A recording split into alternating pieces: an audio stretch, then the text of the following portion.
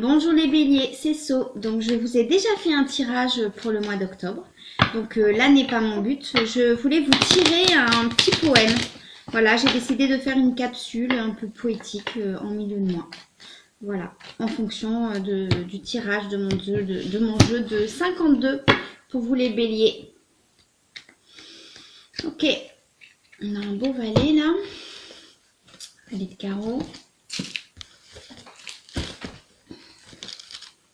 Alors, je fais simplement un petit calcul ensuite et en fonction du numéro que j'ai, je choisis un livre d'abord et je choisis ensuite une page. Voilà. Alors, c'est une lettre pour vous, relativement longue. Voilà, alors on y va. Donc, c'est Honoré de Balzac à Laure de Berny, les béliers. Ville par ici, janvier 1822. Quand vous m'êtes apparu, ce fut avec cette grâce qui environne tous les êtres dont l'infortune vient du cœur. J'aime d'avance ceux qui souffrent. Ainsi, pour moi, votre mélancolie fut un charme, vos malheurs un attrait. Et du moment que vous avez déployé les agréments de votre esprit, toutes mes pensées se sont involontairement rattachées aux doux souvenirs que j'ai conservés de vous. Ah, rassurez-vous, madame, je vous jure que ce qui dicte cette lettre est des sentiments les plus purs que le cœur d'un être de 20 ans ait jamais enfanté. Ainsi, sachez, madame, que cette lettre est l'expression franche d'une jeune âme qui se trouve dans la même position que vous. Elle est gaie, parfois elle s'abandonne à la mélancolie.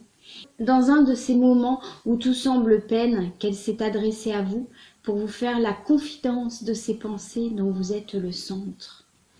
Si j'obtiens la faveur d'une réponse, mon esprit ombrageux m'a suggéré que ce serait peut-être un piège pour chercher à me connaître et vous moquer de moi.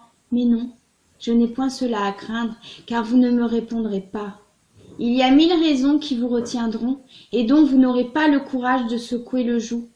Quoi qu'il en soit, je ne me lasserai point de continuer à penser à vous avec délice. Songez, madame, que loin de vous il existe un être dont l'âme, par un admirable privilège, franchit les distances et court avec ivresse vous entourer sans cesse, qui se plaît à assister à votre vie, à vos sentiments, qui tantôt vous plaint et tantôt vous souhaite, mais qui vous aime avec cette chaleur de sentiment et cette franchise d'amour qui n'a fleuri que dans le plus jeune âge, un être pour qui vous êtes plus qu'une amie, plus qu'une sœur, presque une mère, et même plus que tout cela, une espèce de divinité visible à laquelle il rapporte toutes ses actions. Il faut avouer que le hasard que l'on est convenu d'appeler Dieu fut bien bizarre quand en me refusant le don de la parole, il m'accorda par surcroît une triple dose de timidité. Ne serait-ce pas plutôt un bienfait que d'avoir posé tant de barrières autour d'une passion fougueuse qui règne en souveraine ? N'avoir que de l'amitié pour vous, cela m'est impossible. Vous allez vous écrier et dire « La morale, les mœurs, je deviendrai méprisable ». Je suis dans le plus grand étonnement sur cet article du mépris. Avez-vous bien pesé ce qu'il voulait dire ? Il signifie que vous vous estimez bien peu, en pensant qu'en vous donnant à moi, vous seriez avili, tandis que dans mon idée, je crois que nous en serions en quelque sorte honorés l'un et l'autre. Vous parlez des choses les plus charmantes avec négligence, et vous y attachez aussi peu d'importance que s'il s'agissait du sultan Saladin. Et vous ne voyez pas que ce peu d'importance serait une raison pour ne pas faire le malheur d'un ami pour si peu de choses. Et qu'est-ce que je vous demande ? Rien, si ce n'est la permission de vous aimer sans que vous vous fâchiez. Je conviens que la dernière chose à laquelle je ressemble, c'est un amoureux. Je n'en ai ni le ton, ni les manières, je n'ai ni grâce, ni hardiesse, ni rien d'agressif. En un mot, je suis toutes ces jeunes filles qui paraissent gauches, sottes, timides, douces, et qui cachent sous ce voile un feu, qui, une fois qu'il aura franchi les cendres qui le couvrent, dévorera la maison et le foyer et tout.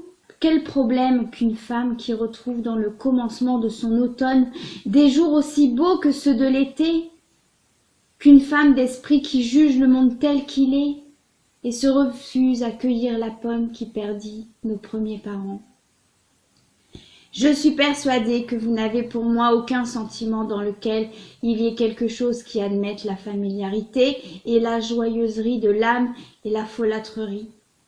Si vous avez des principes philosophiques tels que je le suppose, la conséquence est que nous mourrons tout entiers, qu'il n'y a ni vice, ni vertu, ni enfer, ni paradis, et que la seule chose qui doit nous intéresser, c'est cet axiome: prends le plus de plaisir que tu pourras.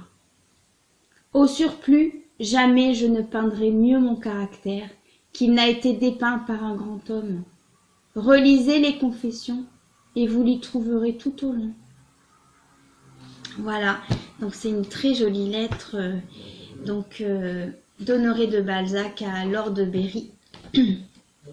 Donc voilà, si ça vous parle, les béliers, moi ça m'arrive parfois dans mes tirages personnalisés de me servir des poèmes, des textes. D'autres de mes collègues se servent parfois de gris-gris, de pendules, de runes, voilà. C'est pas vraiment un tirage, c'est plutôt un petit message comme ça. Ça peut parler éventuellement les béliers, mais le but c'est pas vraiment de faire un tirage, là c'est plus de vous faire découvrir de la poésie, mais ça pourra parler éventuellement, là on parle d'un jeune homme, d'accord, qui déclare son amour à cette femme qui, comme il le dit, rentre dans l'automne et lui est encore dans l'été. Donc éventuellement les béliers, vous avez peut-être, pour certains et certaines, rencontré un homme plus jeune que vous, d'accord, qui risque de tomber sous votre charme. Voilà.